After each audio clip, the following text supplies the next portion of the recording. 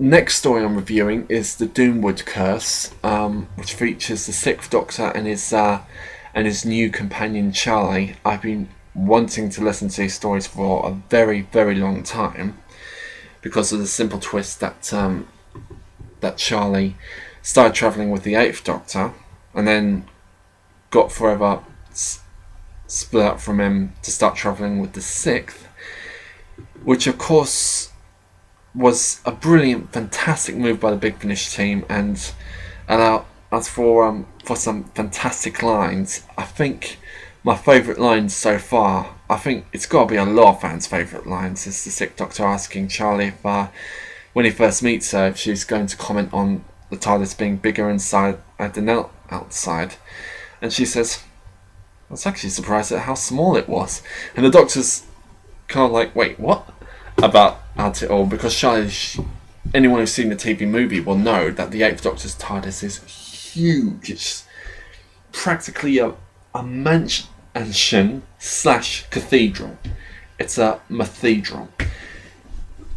Whereas the Sixth Doctor's TARDIS, I'm not saying it's crap. I've loved practically all the TARDIS sets I've seen, except the one made out of dinner plates. But yeah, it's obviously it was the old series. They had a smaller budget, therefore smaller rooms. So I think that was a fantastic line. But yeah, onto their second story, the Doomwood Curse, which has Charlie being interested in the book featuring the character Dick Turpin, and she thinks a wild, lovable rogue he is, which is the Doctor's quick to point out, as he's always quick to do, point out people when they're wrong. He points out that Dick Turpin was something of a total bastard, to be frank. He was a real, just little more than an evil criminal. And the Doomwood Curse, you think it's going to go one way, but then because it does feature Dick Turpin in it, but then it goes into this bizarre kind of romp in which fiction and reality once again begin to blur, but in a completely different way to the Mind Robber. I like some aspects of the story. I think it did have some very, very clever ideas. It's not one of my favourite Big Finish stories so far, and there's still not that much interaction between the Sixth Doctor and Charlie. I'm hoping that will change when I get round to the next one, Brotherhood of the Daleks. But what interaction does happen, it's clear that the Doctor, he feels maybe not trust Charlie because he knows she's hiding something, and Charlie is being pretty obvious about it.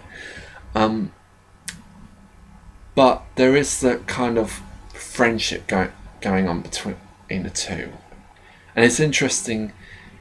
Charlie, her knowledge of the future, her knowledge of the Doctor and the TARDIS, and always breaking through, and all these little nods. And because I was a fan of the first 2 seasons of the Eighth Doctor and Charlie, and then and then after a while, the writers just didn't know what to do with her.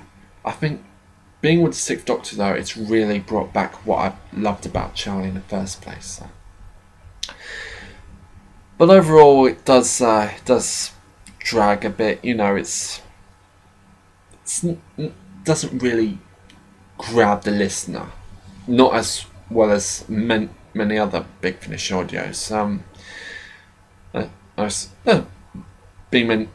have been worse, as definitely, but it's not as strong as the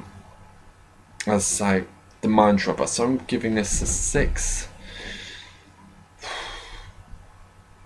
I'll give it a 7. 7 out of 10. It drags in some places, but the ideas and the way the story plays out, it does pay off a bit. it's worth it for the ideas and the and the scenes that the Sixth Doctor and Charlie do have together, and showing just a little bit more of their relationships. But yeah, once again, this review has gone on a little longer than expected, but at least this time it was covering two stories. So The Girl Who Waited Tonight, looking very, very forward to that. I'll probably be back online again later to upload another review, and also I'll probably do reviews of the Forge trilogy of the Big Finish audios, because they have. I re-listened to Project Destiny again, and that was amazing. So's The Death in the Family, actually, which I don't know. I might do a review of when Series 6 has finished, just because that contains a couple of parallels, not just the Series 6, but also the Series 5 as well. But yes, yeah.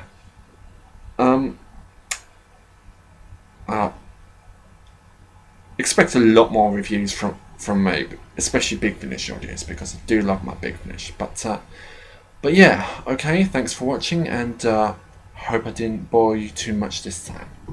Laters.